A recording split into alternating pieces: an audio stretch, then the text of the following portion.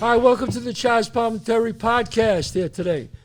We have a great guest here today, but before we do that, I just want to tell you that we're approaching 20,000 subscribers. So when we hit 20,000, I am going to give away 5 of these vintage-like style posters to 5 subscribers. So hit that subscribe button and be eligible for one of these. Also, my merchandise is coming out. We got the hatch, a Bronx Tale with Now You Can't Leave, the saddest thing in life is wasted talent in the back. We got the T-shirts. Look at me. I'm like a car salesman over here. You know, a Bronx Tale T-shirts, saddest thing in life is wasted talent. You go to chazzpalminteri.net and you'll see my store. We got hoodies, zipper, a Bronx Tale, Now You Can't Leave, and a Bronx Tale on the back. And if you'd like to come and see my one-man show, we're doing it all over the country. Go to chazzpalminteri.net, and it'll be at a city near you. So I'm very excited today because we have a old school, but not only old school, we have a famous old schooler, and I mean famous. Okay, you're going to remember him from, he's done many movies, but I always talk about it because he's very, I know I'm proud of the series. He played Carlo. And what was the last name, Carlo? Carlo Gervasi. Carlo Gervasi on The Sopranos. Ladies and gentlemen, Arthur Nascarella, right here. Here he is. Hello, folks. Good afternoon, good evening, whenever you're watching There's this. that camera there for you. It's Arthur Nascarella. Nascarella. If you want to try to remember nice gorilla, and you'll have it, all right? Nice gorilla. Hey, and wait a minute. I forgot, Arthur. You're also on the Billions. Yeah, right? I'm on Billions. I play Bruno Caparici, the only old Italian guy on Billions. I own the pizza parlor. Oh. And I'm on my 6th season of that. And thanks for watching. You know, I'm sorry. I hear you. Let me tell you something. They used my home in Billions. Get out of here. Yes. We're here. Yes, this home right here. Is that so they use it for a set? They used it for a set when they came down. When some of the, I think there was one of the episodes. A couple of the rich guys, they were driving down to the house. They had the Ferrari outside, and they just came down and they showed my home, and they used my home for Billions. Yeah, go, congratulations. Yeah. No, Even the house has got talent on it. Yes. I mean, I wasn't in it. I wasn't in it, but no, I loved it. It was great. Yes, I keep telling you, you can't be in everything. You're right. You can't. He wants to be a Western. He wants to be the wise guy. He wants to be a nun. He wants to play a priest. He wants to make beats. You can't be in everything. All right, stop it. I'm like a real fucking actor. I want to be. No, of course. You right? understand? Everything I say, kid, she sucked. I could have done that better. You understand? Wow. Well, let's just touch a little bit about The Sopranos. Yeah, go ahead. I'm sure you enjoyed working with James. Of course, he was sure. A brilliant actor and just really, truly one of the great, nicest men I've ever met in the business. I have to totally agree with you. He was a hell of a nice guy, a very, very good friend. I worked many, many times with him, and right. I did 43 of the 86 episodes. Wow. So it was 4 years on the show.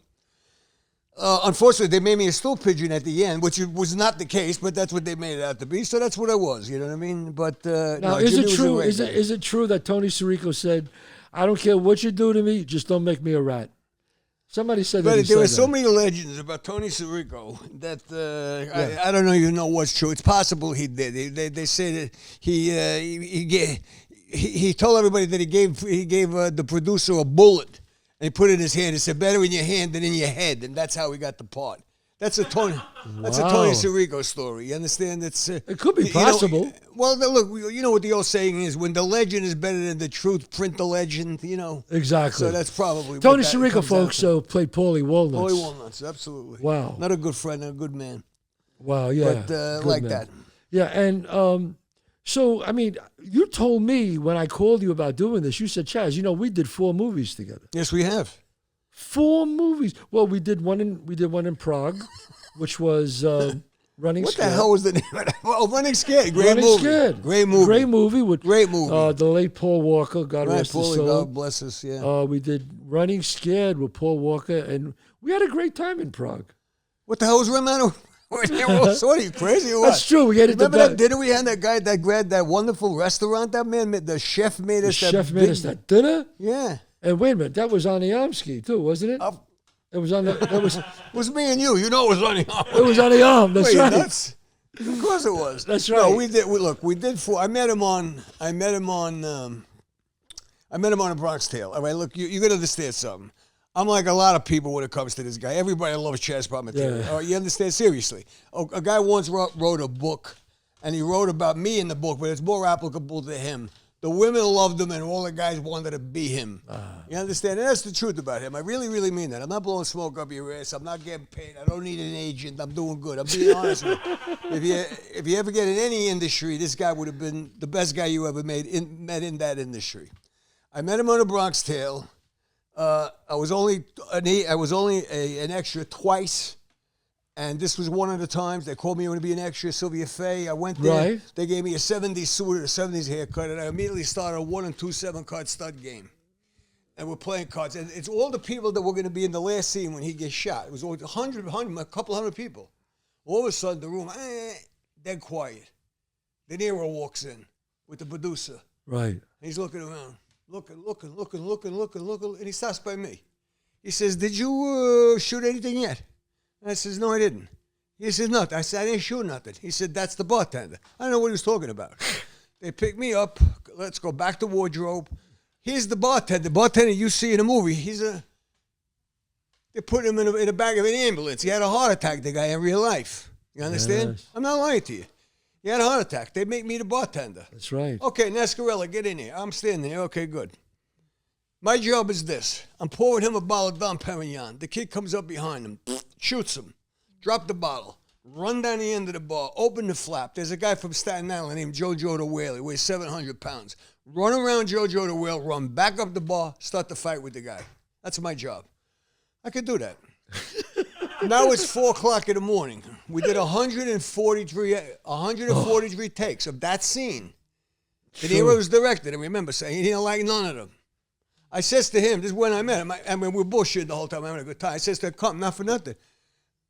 I dropped the ball, run up, run around Georgia the World, run back. I says, if I was running straight, I'd be in Philly now. You understand? I said, no wonder the guy had a heart attack. That's crazy, please. Okay, so he really had a heart attack. He had a heart attack. P.S. De Niro liked one of the takes they did before that. And he used that in the movie. That's why you don't see me in the movie. But there's another P.S. to the story. I was so happy. In them days, you got $40 for the day. That was what it was. No matter how long it lasted, $40. I was so happy. I got changed. At 5 o'clock in the morning, I called my mother. I'm like, "Papa, I was in holy shit. I work with De Niro, Chazz Palminteri." I get in my car. I'm driving over the 59th Street Bridge, and I realized that in the 1 and 2 7-card stud game that I was playing, I was up $70. I had a 50 and a 20, and it was in the pants of the costume. Wow. And I only made $4 for the day. I went, you know what? So I said, the next poor schlub that gets those pants, he's up $70 before the day starts, and it's still floating around somewhere. It's still floating around somewhere. That's how I met him, and we went from there. Well, the funny thing about it was we De Niro wanted to use all these real guys, and that's what made it so great because I remember when we did the crap game, Bob wanted to use real money, and after the first day, the prop guy comes over to us and says, "Bob, Chazz, we're $1,200 short." They stole the money. Well, that was pancakes. You had all of the guys from Belmont. From Belmont, right? They clean you out. You got to be. They clean you out. They know what is right. You know what is out there. They can't help themselves. They got to steal. I understand. They got to steal. And listen, it's in their nature. So Bronx Tale, Running Scared, Mighty Fine. Mighty Fine, right? You played the Jewish businessman. The Jewish businessman. Right? We had a very nice relationship. That's right. With what was her name? That was a nice lady. The actress. What a great actress. Yeah. I really like the curly hair woman. Yeah. Very nice. Will come to us. It'll come to us. And the other one, the one we did in Vegas, Yonkers Joe. Yonkers Joe. And there's a story to Yonkers Joe. What's the story? Oh, there's always stories. Go ahead. All right, understand this. Let me just set this for you quickly. Go ahead. Yonkers Joe, the last day of The Sopranos. Everybody remembers the last night of The Sopranos where the screen goes black. Okay. We were all in the Hollywood something or other in Hollywood, Florida, in the Indian Cafe there, whatever the hell it was. We had done a show for 1,000 people. And then they took us in. It was going to be the last night of The Sopranos. We had rooms full of stuff, free shit, play, blah, blah, blah, blah, blah. All right, we're drinking, having a party all day long. Now we go in, we watch the last episode of The Sopranos. We didn't know how it ended. The screen went black and everybody went, What the fuck happened? Everybody's going, what are you? Would you step on a wire? What are you, a jackass or what? We didn't know. You understand me? Okay. The next day, the entire cast is down by the pool. I come down 9 o'clock in the morning. I got to be 1 o'clock, 2 o'clock in the afternoon. I got to be in Las Vegas shooting with him. So if you see the dice game where I meet him in Las Vegas, I'm shooting dice, and this scene lasted all day long. You'll never see me take my hand off the railing, because if I let go of the railing, I would have fell right down behind the table. That was the night before that shot was really? The last day of The Sopranos, the last night of The Sopranos. And that's when I had the words with the other guy. There was an actor, we won't have to mention names. There was an actor there, a fairly well-known guy. He's so great. There was an actor who was a real bullbuster. He was a nasty guy to everybody. Nasty, nasty guy. And I had to put up with him all day long. And then that night, the cast, we went out, we went to eat, and the guy's at the table, and he's a nasty bastard again. And I said, listen to me, folks, with all respect, Mr. Palminteri, for you particularly, I got to put up with this piece of shit all day long. I'm off duty. I'm not sitting down eating with this guy. I'm out of here. And I put my menu down, and I walked away. And I went and I had dinner by myself. So this guy, you understand, he's a Bronx guy, an East Harlem guy. We pride ourselves in being ball busters. You understand? That's what we do for a living. We're the best ball busters that ever lived in the world, or Bronx or East Harlem guys. Okay? And he says to the guy, he picks up the phone. Hello, yeah. Oh, what? Yeah, he's still here. Oh, what? Oh. And he tells the guy, oh, my Arthur's so angry at you. Forget him. You're going to have some problem with him. The guy shit his pants all night. The next morning, I don't know anything about this. The next morning, I go to work. I'm in my trailer. I open the trailer. He's there. Can I talk to you a minute here? What happened? Oh, look, I was so out of line. Chazz told me you were so out. I'm stopping. I told him, I said, you know what? You sometimes, you mistake kindness or weakness. You fuck with the wrong guy there. That was a problem. My son knows I'm a ball breaker. No, wait a minute. Look, I'll get off this. I just got to say this one line. I got to say this. It was one of the funniest moments in I've been in this business 30 years. I've been working. He comes out of a trailer. It's 12 o'clock. It's lunchtime, okay? And it's about Las Vegas. It's literally, no kidding. It's 113 degrees out. I come out of my trailer. It's broiling. Oh. He comes out with the costume. He comes out of his trailer. He looks. But he's stoic like this, big, and he looks up in the air, and he looks up in the air, and he puts his hands up in the air, and he goes, I'll give you 5,000 for a cloud. He starts screaming up to heaven, and the sun was directly over us. The camper was there was a shadow this big because the sun was straight up, right alongside of the chair, and he puts his arm. And he's trying to stand in that shadow. This is funniest goddamn thing you ever saw in your life. I'm telling you something. He had me pissing in my pants. I said, please. The funny guy. The sun in Vegas. We were in the sun. It wouldn't fucking go away. He said, 5,000 I'll give you for a fucking cloud. 5,000 I was willing to pay for a cloud. Anything. Give me something, a fucking cloud, anything. So, Arthur, I got some Sopranos questions for you, if that's okay. Well, it's okay. You can ask whatever you want. I'll answer what I want if that's okay. One of my favorite scenes is the scene where you and Silvio, you kill Fat Dom. Yes, sir.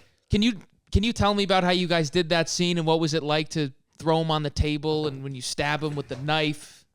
Well, okay, look, I can tell you this. First of all, the guy that played that Fat Dom is an actor by the name of Tony Cucci. I started in business with him. He's a beautiful man. He's a driver up here. What's the really fancy, beautiful area in the Bronx? Well, Pelham Parkway, Country Club. Country Club. He lives there. Yeah. Country Club. Yeah. Tony Cucci. The generosity of that guy. That scene was a wonderful scene. It's very well regarded. Could have never happened without the generosity of that actor, because we literally beat the ass off of that guy. Well, we were 3 days. I don't know if you remember. It was right at Christmas time. It was right at Christmas, like Christmas, the day before Christmas. The day before Christmas Eve, and like that. The 3 days leading, we shot that. Is when we shot that. 3 days. I was fighting with him, and I'm trying to think. The stunt guy says to me, "Listen to me. Put a vest on when this." I said, "I don't put a vest. I want to look like I'm strong." No. I'm going to look fine with it. He's put a vest on. I start to fight with him. If you watch the scene, he runs me backwards into the refrigerator, the refrigerator was crushed in. Oh. And if I didn't have that vest on, I would have been crushed in with it. Wow. Because a big guy, he's a monster guy. You understand? But Steven Van Zandt jumps on his back. You know, we have the dialogue, and then Van Zandt jumps on his back. One of the takes that went bad is when Steven hits him with the thing, the first thing he hits him with, the dustpan or something, it broke in half in his hand. And when he went like that to hit him, it broke, and it went straight and it hit me right in the face. Oh, that happens, Boom, man. like this. You understand? Well, you want to be on the Sopranos. I mean, you know, you could have been in. No, very few accidents happen in The Flying Nun. Only with a face like this. With a face like this, I couldn't get a part in it. You know, come eat. Wow. So what else? Go ahead. What was it like when you guys were doing those big scenes in the Bing?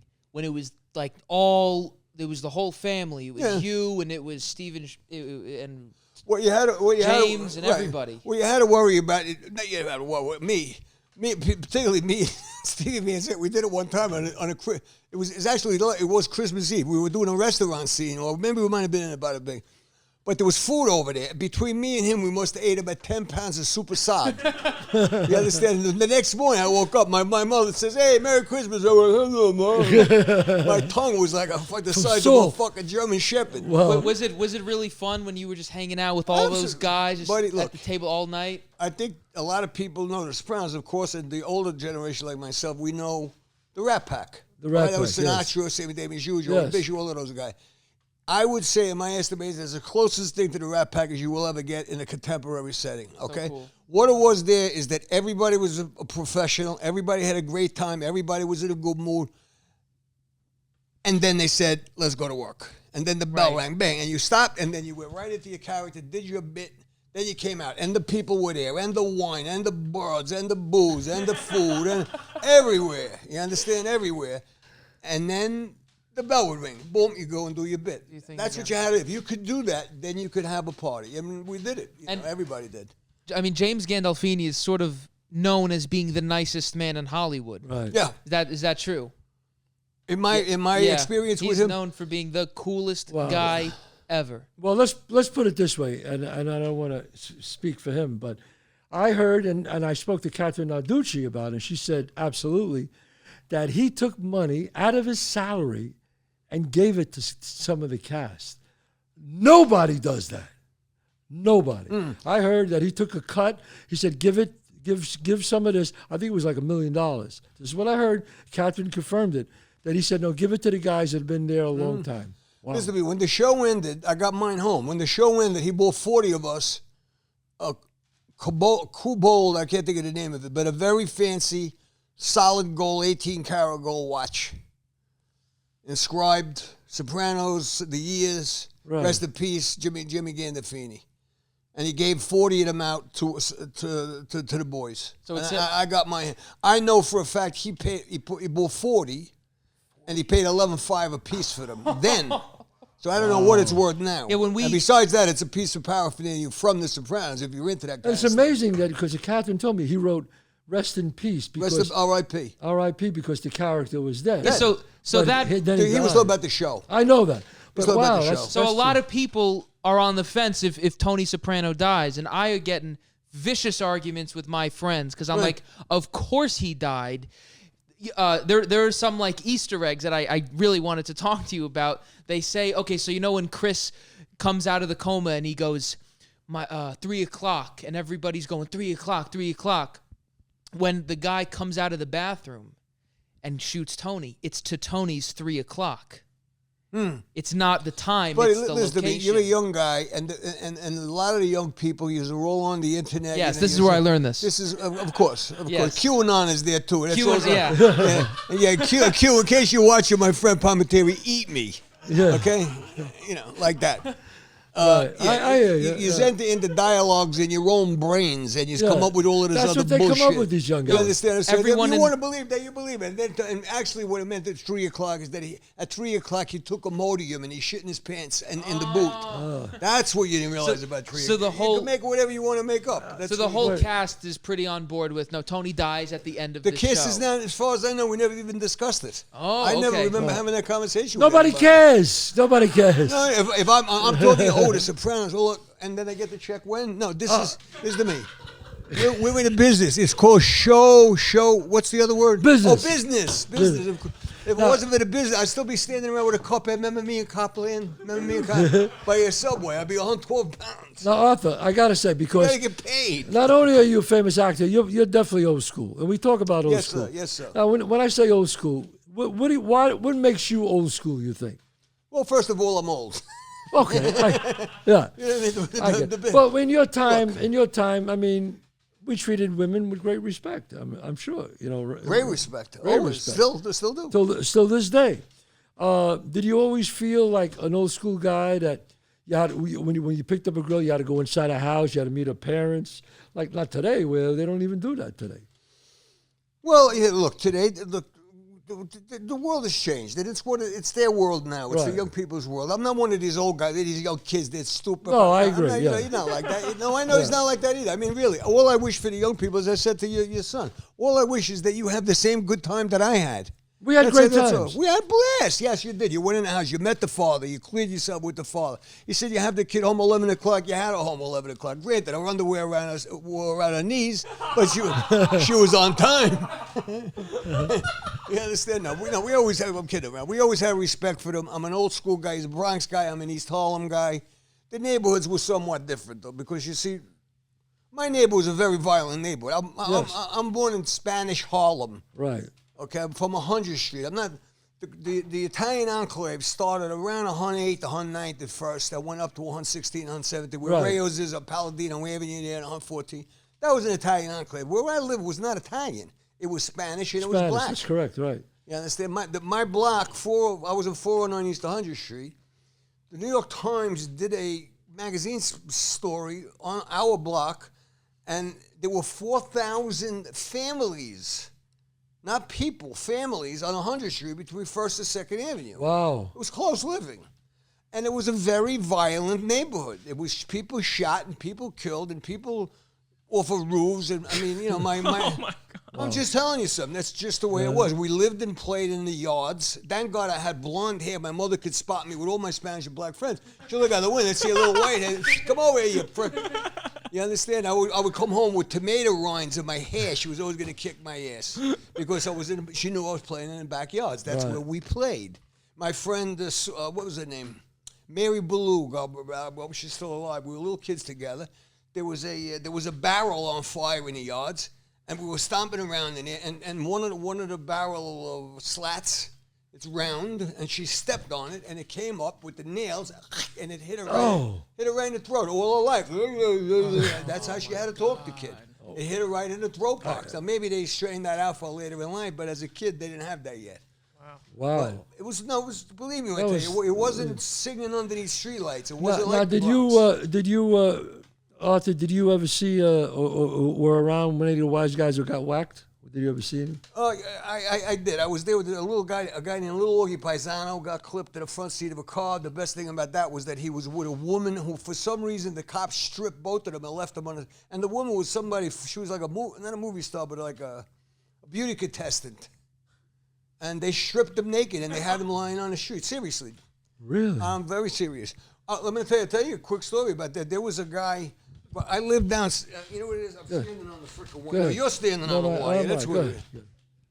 I'm going to I'm a third leg. This prick's leg. Downstairs for me, I lived on the second floor, 490. Right below me was Rudy's Candy Store. Everybody hung. It was a bookmaker. Everybody hung around there. Okay, that was the.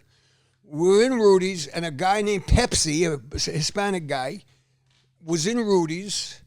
He was a probably 16, 17-year-old kid, and he had a gun. The gun was empty. His brother had just come back from Korea with it. He was showing everybody the gun. And somebody in the candy store called the cops, and the uniformed cop was up on the corner on 1st Avenue and 100th Street, and somebody said the Bulls, and Pepsi took off like a shot. He ran across 100th Street on a diagonal to go into the schoolyard, right across the street of PS 99, into the schoolyard, and the cop was up in the corner with a pistol, boom, and he shot him in the back. Killed him. Killed him. The kid went down. We all ran. Wow. I remember Pepsi laying on the floor in front of me, going and screaming, trying to touch his back. Couldn't reach behind him. But he had a white shirt on. He had jeans and a white dress shirt, and the blood was all over. And the kid, and it was dead. That cop, remember something, I became a cop. You understand? I was a cop. And I was a cop in the same precinct I grew up in. They sent me to the 23rd precinct, Spanish Harlem. Okay? Wow. When I went there, that cop that shot him was still there. He was an old time. He was a big, fat, drunken Irishman from Staten Island. I'm serious. And I said to him, I said a lot of things to him. I call in the terminology in the job is a hairbag. I said, you're a drunken hairbag. You understand? You killed a kid. You shot a kid in the back for nothing because you could. Because the law allowed you to shoot a fleeing felon in them days. You could shoot. And I just tore him a new asshole. But he was an old man now, you know what I mean? Yeah. Meanwhile, the kid's been dead 20 years. Wow. But the neighborhood was like that, buddy. It was a very, very dangerous neighborhood. So what did the neighborhood teach you? How did you survive? I joined the Marines for a vacation. You understand? Now, my father was a violent guy. He was a tough guy.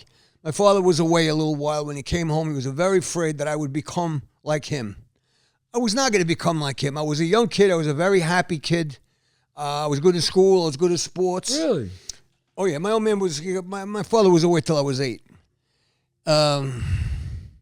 What saved my bacon is that my mother had 5 sisters and a brother. All the guys from the neighborhood were World War II. All my uncles, who was on Anzio, who was on Guadalcanal, my Uncle Louis, I wear his ring, he wore it on Saipan. I mean, these guys were tough guys. When they came back, I was born in 44. When they came back, my mother had a baby. No husband, but she had a baby boy. And they went, come on, I'm going to show you how to play pool. Come on, show you how to ride a motorcycle. All my uncles always took care of me like all neighborhood guys. They came back, married all my mother's sisters. My Uncle Johnny came home. Her kid brother came home. Johnny was on the Arizona in Pearl Harbor, and he was on the Missouri So they were Marines? in Tokyo Bay. No, they were in all different services. Different services. Wow. He was in Tokyo Bay when they signed when the Japs surrendered. I mean, these guys were extensively, look, honey, that's Harlem guys. I mean, who do you think fights your wars? Very seriously. Yeah, he's a kid that never grew up in a tenement building. Yeah, that's You understand? Yeah, that's funny as a did. bastard, ain't it? Yeah, all right. Now we're at Normandy. Yuck it up, motherfucker. So you're an ex-Marine. I am. So I'm sure you're very proud of that. I love my Marine Corps. That's great, man. And then I became a cop. And then in 1968, I joined the New York City Police Department, and I stayed 20 years on the job. I was Ray Kelly. We all know who Ray Kelly is, Yeah. former police commissioner. And Bobby Gianelli was the chief of patrol, 3-star chief. The three of us were partners in 2-3 Narco in a radio car together. We hunted junkies and junk sellers and heroin dealers together. And Ray Kelly, believe me when I tell you, he's a great commissioner. Hell of a good cop, baby. Believe me when I tell you that. Handle himself in the street. Wears great ties, too. Yeah. We got the big knot. He's got the great ties. He's the one who turned me on to these ties from Paris. I love them. They're great. No, he's cool. Right? Yeah. He's a very, very old and dear friend. Yeah, Ray good. Kelly is a Marine. He was a platoon leader in Vietnam the first time, and he was a company commander the second time. Then he came out, joined the police department, went to Harvard Law. Wow. Oh yeah, Ray Kelly is a very, very Now, competent is it true, man. Arthur, that only a Marine could say simplify? Is that true? Well, most people wouldn't know what it means. Well, but if you see another Marine, they say to they each say other. simplify, yeah. Which means, Well, remember, I mean, if I just tell you this, because I'm in the inside, simplify means 2 things. Simplify means, hey, how you doing? Or simplify means, fuck you. really? Oh, yeah, you tell him, if you're having an argument with a guy, you say to the guy, hey, pal, simplify, boom, the next thing is a punch. Seriously, I didn't know simplify that. means fuck you, or simplify means, hey, we're acknowledging our Marine-ness. That's the beauty about, especially Italians, about old school. So many words can mean so many different things. Sure. Like guys, like tough guys go, that guy Joey Beans, he's a sweetheart. Sweetheart means he's a great guy. Right. But you could say, sweetheart, that sounds like he's what? No, sweetheart is a great He's guy. a sweetheart, he's a nice man. You're a sweetheart. You're a he's a thanks. He's a sweetheart. You're a sweetheart. But it's like, it fucking freaks me out about the way we could change a word meaning. Well, but the language changed. Everything changed. We're New York guys. The city, I was in the city yesterday. The city, where is everything? You understand? I'm still looking for, the hookers on fucking 42nd. Yeah, I mean, where's Betsy? There are no more hookers on 48th She's 80 Street. now. What are you gonna be? She got one leg. She There got are, diabetes. there are no more hookers on 48th Street, You know what I'm buddy. saying to you? Now, do you think all that real life experience, like you have real heart, you've seen real things, does that make you a better actor? Yes, to some Yes, degree it yes, does. Yes, yes. it absolutely does. Chazz is much more of a method man than I am. I mean, they reach into their background and they pull up things. I don't know that I'm very much like that, but I mean, yes, I'm informed. My work is informed by a lot of the things that I've seen Absolutely. in my Lee life. Strasberg used to say the best actors are the ones who lived. Yeah. The ones who lived, because they have something to draw from. They understand why I was in this position. Oh, I saw this kind of thing. And he always said the best actors are the ones who really lived life. Yes, sir. Yes, sir. Well, yeah, my work is informed by that some of the times. And, it's good. It's fun. And it's easier. So how did you transition from being that to becoming an actor? My friend, I'm going to be honest with you. It was a very simple transition. I didn't tell you the rest of the story. I started out in a cop car with them. But in 1972, I went to the undercover unit. Now, a lot of people don't know this. They may or may not know this, but I'm going to tell you now, and you'll know. In this way, you can come and bomb my house. In 1973, Abby Hoffman sold 3 pounds of coke to an undercover cop. I don't know if anybody remembers. I remember Abby Hoffman that. is. That was me. All right, I gave Abby Hoffman $36,000 for 3 pounds of cocaine in the old Diplomat Hotel on 46th Street or 43rd or 6th Avenue in a stick-up, okay? And I went to the undercover unit from there, and I remained an undercover for the rest of the time in a job, which was like 15, 16 years. That's what I did. I bought drugs for a living. I opened every night, and I was a hit every night. I dealt with the Chinese. I dealt with the Hispanics. I dealt with the Colombians. I dealt with everybody. And then... Then I went into acting. So actually, what it was is, I'm doing the same bullshit that I always did. Only the prices are better, and I don't go home with a second belly button. You went into acting, which is fucking more dangerous than the undercover guy. Yeah, well, all you can do is get shot as an undercover. Acting, they're more cutthroat than undercover guys. Right. We know that. This business is the toughest. Toughest fucking Can't business. believe me. Well, you know what, Arthur? This Yes. business is a tough business, but you know what? You've been successful. You've been doing this now for what, 40 years 30, now? 30. 30 years. Hey. I started 46. I started 46. I'm 76. So it's 30 God. years. 30 fucking years. I mean, the undercover, what is it like to be you're a double agent. Like, how hard is it to keep your composure around whoever you were going undercover against? Pretty easy. It's really easy? Yeah, it's why they invented Johnny Walker, my friend. You understand? You probably thought Johnny Walker was like just something celebratory. No, it's called Get Fucking Drunk. Right. Now, was your cover ever blown and you had to flee? Yes, a couple of times. No, I never fled, but yes, my cover was blown on 2 occasions, but I never fled. And now you got a guy with a .45 automatic pissed off at you. It's not a good idea. I don't know if I'm out of line by asking sure. this, and if I am, you can say I won't answer. In your No, you career, shouldn't ask me that. That's not. No, go ahead. in your career, did you ever have to kill someone? No. No. Okay. So I just. No, I was figured. able. Believe me. Look, you would have been the same as me. Honest to God. You know why? Because we know how to talk. We know how to rap. We know how Exactly. to bullshit. You pull a gun on me, I make you laugh yourself so fucking hard. By the time you get done wanting to kill me, I'm gone. Or I got the gun out of your hand. Wow. We rely on our own skills, our own. You You're know- a cop. You know what I'm talking about. You understand? No, it's not. No. It's. Ladies and gentlemen, I just got to say, I talk about old school guys. I talk about some famous old school guys that are actually famous. And Arthur obviously is one of them. And the reason why I like to bring old school back is because, we're all around the same age, all of us, is that old school is these classic guys like Arthur, like Sandy Blue Eyes, like Squiggy, like Bobby Lamb Chops, like Al Sarcelli, like all these guys who, people got to see them because neighborhoods are not around anymore. Right, Arthur? Neighborhoods don't exist, really. No. Guys like Neighborhoods us. are in here. Neighborhoods are in the Apple computer now. Neighborhoods are in the Apple computer. That's why movies like Goodfellas, Bronx Tale, Godfather shows the way it used to be. And that's why I love to continue to bring old school people here. Sure. So, Arthur, it's been great having you on the show. I'm done. I'm not done. You're not done yet? No. Can I stay a little longer? I don't, let's Yeah, go. no. Isn't there any nude part to this? No. I want you to tell the audience, what could people see you in right now? What could Nothing. I'm not. I'm too old. Forget Come about on, it. you're in billions? I'm not in none. I was just on billions Sunday night. That's it. Say goodbye to me. I'm making pizza. I'm in the wind. Can you really make pizza, Arthur? I can. I went to I had to learn how to make pizza. I was going to be a pizza guy. By my 6th season making pizza, I had to go to a pizza guy and say, let me make pizza. And he had a bar, and I made a pizza. I made pizza, but it was triangled. I kept buying them and putting them on a bar and feeding everybody until I got it right. Wow. You understand? Well, I think I think you guys might be the last generation of real men.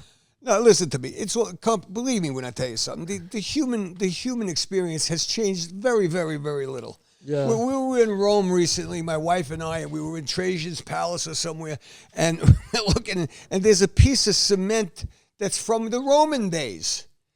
from the Roman days, from a few thousand years ago. Right. And some kid went up to that cement when it was fresh and he wrote, Claudio sucks dick. I'm not bullshitting you. You understand? Somebody Claudio rewrote that? sucks dick. I swear to God, in the wet cement when Julius Caesar was still walking around with a heart on. Holy shit. You understand? Not the human experience is so little.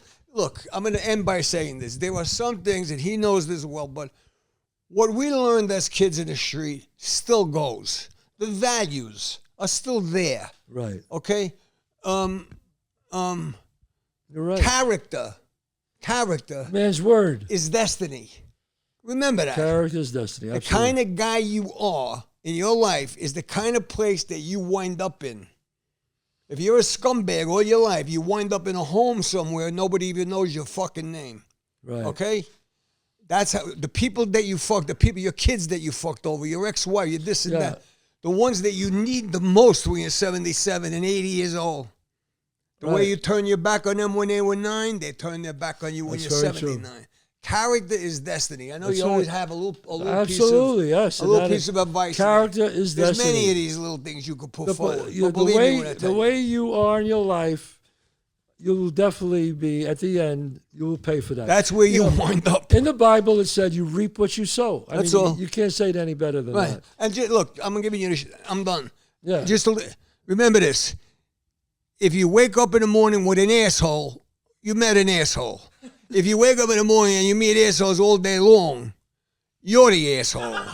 Okay? And Chazz, I thank you so much for having me. And God bless you all. Well, you know what? I think we should take that advice, Arthur. Arthur, that asshole remark. We're gonna have to write that asshole remark down. I'm gonna have to remember that one. Ladies and gentlemen, thank you for coming and going on the Chazz Palminteri podcast. A new episode out every week. This was famous old school, with Arthur Nascarella. Nascarella. Chazz Palminteri. Arthur Nascarella. forbid you mispronounce his name. I know, he's right. Don't forget, if you want to go see my one-man show, ChazzPalminteri.net. ChazzPalminteri.net. 5 subscribers. Hit that subscribe button because I'm giving away 5 vintage, 5 of them. 19,995 people. Go fuck yourself. I love it.